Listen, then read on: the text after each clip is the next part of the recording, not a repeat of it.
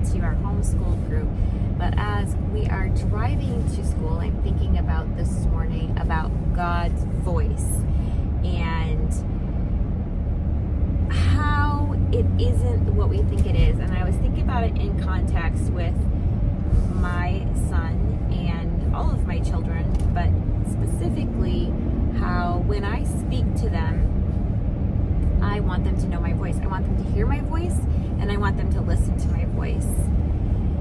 And not because I'm yelling at them, because if I am yelling at them or yelling to them or being loud, then they learn to only listen when I'm being loud. And God doesn't speak that way. God, if you're hearing things yell at you and scream at you and bounce off your mind, and it's just so loud and drowning out all of the other things, it's not likely to be God.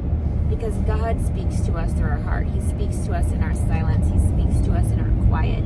He speaks to us in ways that make us lean in and listen to Him. And so as I'm thinking about that this morning and thinking about my children and thinking about how I do way too much talking loud, how can I teach my children to lean in and listen to me? That when I speak, you need to listen.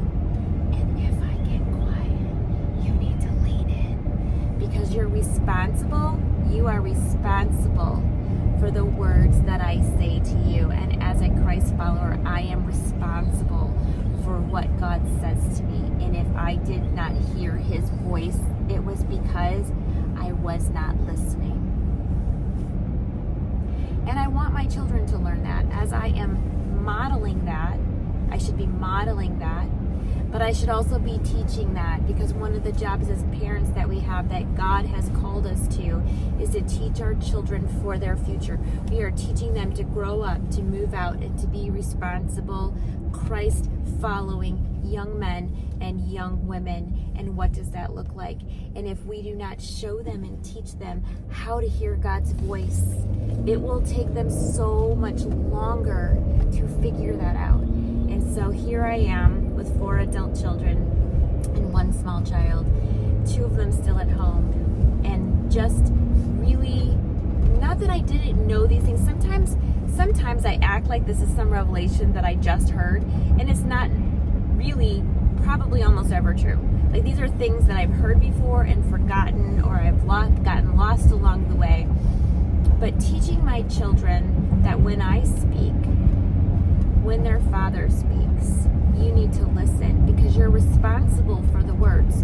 And if you don't lean in and listen because I'm talking quietly, if you decide you're not going to listen because it's too much work to hear my voice, then there might be consequences, because I might have told you to do something, and because you don't do it, there's consequences.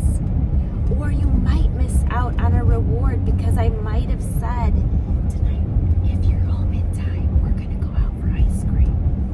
Who knows? But whenever you are not listening to the voice of God, and in this point to the voice of your mother, and I'm not God, but God gives children parents to model and help them to develop the relationship, so that when they do come to Jesus, they know how to respond to Jesus. So if you aren't listening, you're going to miss out. You're going to miss out on good things that God wants to give you. You're going to miss out on a path that He may want you to take that might be hard, but is going to lead to joy.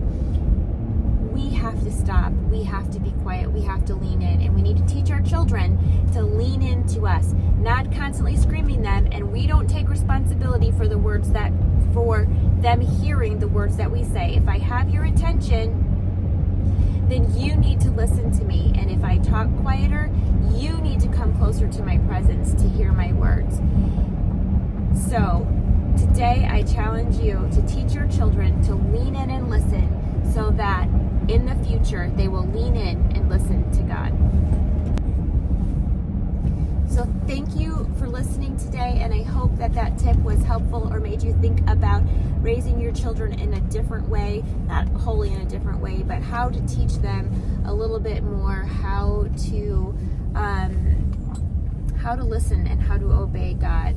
Obedience and listening, they are so important. And the earlier we can teach our children how important these lessons are, the more fulfilling their relationship with Christ is going to be at an earlier age. Let's raise up men and women who love the Lord and want to serve Him. If you like this video, thumbs up. If you don't, of course you can thumbs down, and please comment below. I would love to see comments on what you think about ideas or different parenting styles that you have. How do you raise your children in order to teach them to love the Lord, which is should be, as Christ followers, our number one goal is to raise children who love the Lord. Thanks for joining us, and we'll see you soon.